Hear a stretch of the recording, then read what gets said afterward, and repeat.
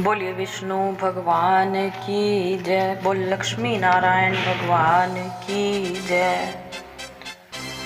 हम सुना रहे हैं कार्तिक महात्म। कार्तिक महात्म का 9वां अध्याय अब हम आपको सुनाएंगे। अगर आपने अभी तक पहले 8 अध्याय नहीं सुने हैं तो आप पहले हमारी वीडियोस में जाकर चेक कर सकते हैं। सभी 8 अध्याय आपको मिलेंगे। तो आइए शुरू करते हैं कार्तिक महात्म का 9वां अध्याय। उससे पहले अगर आप चैनल पर न्यू हैं तो प्लीज़ चैनल को सब्सक्राइब कीजिए। वीडियोस पसंद आती हैं तो लाइक और शेयर ज़रूर करें। आइए सुनते हैं 9वां अध्याय। राजा पृथु बोले, हे श्रेष्ठ मुनि नारद जी, आपने कार्तिक मास के व्रत में जो तुलसी की जड़ में भगवान विष्णु का निवास बताकर उस स्थान की मिट्टी का पूजन करना बतलाया है। अतः मैं श्री तुलसी जी के महात्म को सुनना चाहता हूँ। तुलसी कहाँ और कैसे उत्पन्न हुई यह बताने की कृपा करें। नारद जी ने कहा, राजन, आप सावधान होकर तुलसी जी की महत्ता तथा उनके जन्म का प्राचीन इतिहास सुनिए।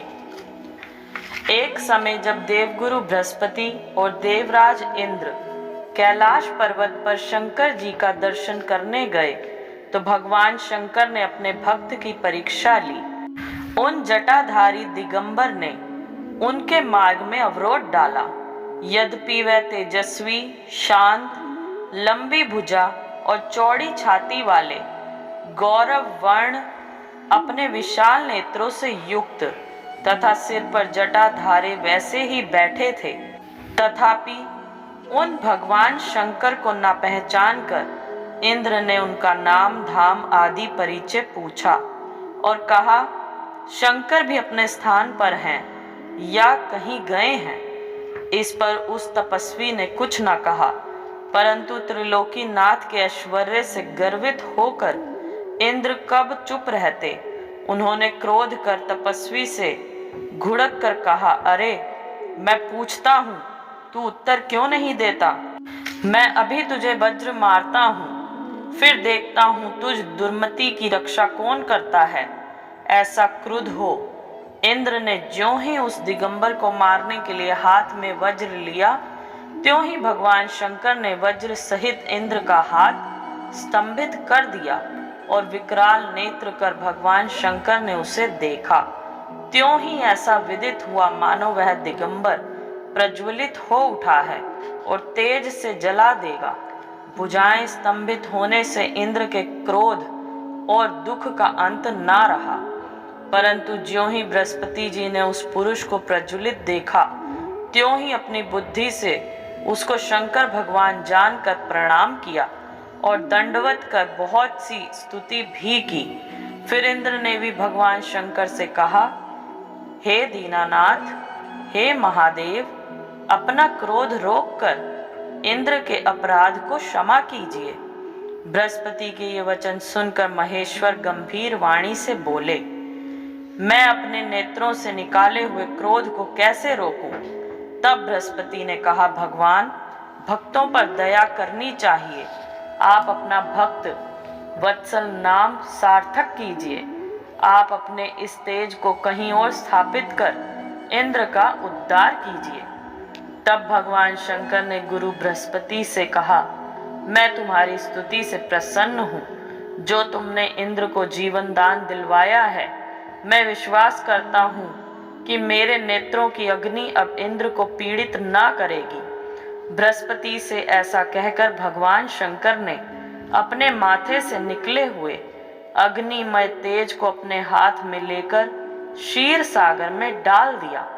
फिर लीलाधारी भगवान अंतर्ध्यान हो गए। इस प्रकार जिनको जानने की इच्छा थी उसे जानकर इंद्र और बृहस्पति अपने स्थान को चले गए। बोलिए लक्ष्मी नारायण भगवान की जय। आइए अब सुनते हैं 10वां अध्याय। राजा पृथु ने कहा, हे देव ऋषि, आपको नमस्कार है। कृपा कर आप यह कहिए कि जिस समय भगवान शंकर ने अपने माथे का वह तेज और सागर में डाल दिया तो उस समय क्या हुआ? नारद जी ने कहा, हे राजन, जब भगवान शंकर ने अपना वह तेज क्षीर सागर में डाल दिया तो उस समय वह शीघ्र ही बालक होकर गंगा सागर के संगम पर बैठकर संसार को भय देने वाला रुदन करने लगा। इसके रुदन से समस्त संसार व्याकुल हो उठा। लोकपालों के मन में भी व्याकुलता हुई, चराचर चलायमान हो गया। शंकर सुमन के रुदन से ब्रह्मांड व्याकुल हो गए। समस्त देवता और ऋषि मुनि व्याकुल होकर लोक पितामह श्री ब्रह्मा जी की शरण में गए।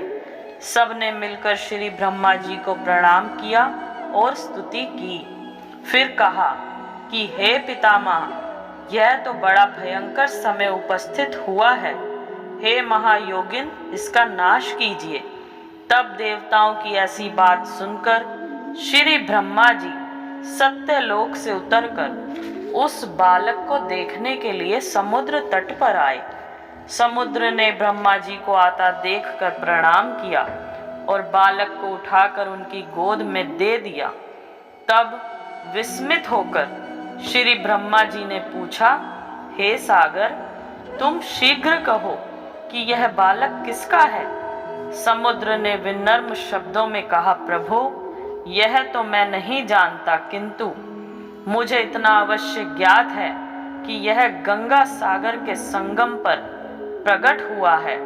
अतएव हे जगत गुरु, आप इस बालक का जात कर्म आदि संस्कार कीजिए, इसका जातक फल बताइए। नारद जी कहते हैं कि इधर तो सागर ब्रह्मा जी के गले में हाथ डालकर बार बार उनका आकर्षण कर रहा था। फिर तो उसने ब्रह्मा जी का गला इस जोर से पकड़ा कि उससे पीड़ित हो ब्रह्मा जी के नेत्रों से आंसू टपकने लगे। किसी प्रकार से ब्रह्मा जी ने अपने दोनों हाथों पका जोर लगाकर अपना गला छुड़ाया और सागर से कहा, हे सागर, सुनो, मैं तुम्हारे पुत्र का जातक फल कहता हूँ। मेरे नेत्रों से जो यह जल निकला है, इसका कारण, इसका नाम जलंधर होगा। यह उत्पन्न होने के साथ ही तरुण हो गया है। इससे यह सब शास्त्रों का पारगामी, महापराक्रमी, महावीर, जवान, महायोद्धा और रण दुर्मद होगा। यह बालक सब दैत्यों का अधिपति और भगवान विष्णु को जीतने वाला होगा तथा यह कभी भी ना हारेगा। एक भगवान शंकर को छोड़कर यह सबसे अवधेय होगा। जहाँ से उत्पन्न हुआ है, फिर वहीं इसकी स्त्री बड़ी पतिव्रता, सौभाग्यशालिनी, सर्वांग सुंदरी और परम मनोहर, मिष्ट भाषिणी तथा शीलवान होगी। नारद जी कहते हैं, हे राजन, सागर से ऐसा कहकर ब्रह्मा जी ने शुक्राचार्य को बुलाकर उनके हाथों से बालक का राज्याभिषेक कराया और आप अंतर्ध्यान हो गए। फिर तो बालक को देखकर सागर बड़ा ही प्रसन्न हुआ और घर पर आ गया। कितने ही उपाय से उसका पालन कर उसको पुष्ट किया। फिर कालनेम नामक असुर को बुलाकर उसका वृंदा नाम की कन्या से सविधि विवाह करवा दिया। उस विवाह में बड़ा उत्सव हुआ। श्री शुक्राचार्य के प्रभाव से स्त्री सहित जलंधर दैत्यों पर राज्य करने लगा। बोलिए लक्ष्मी नारायण भगवान की जय।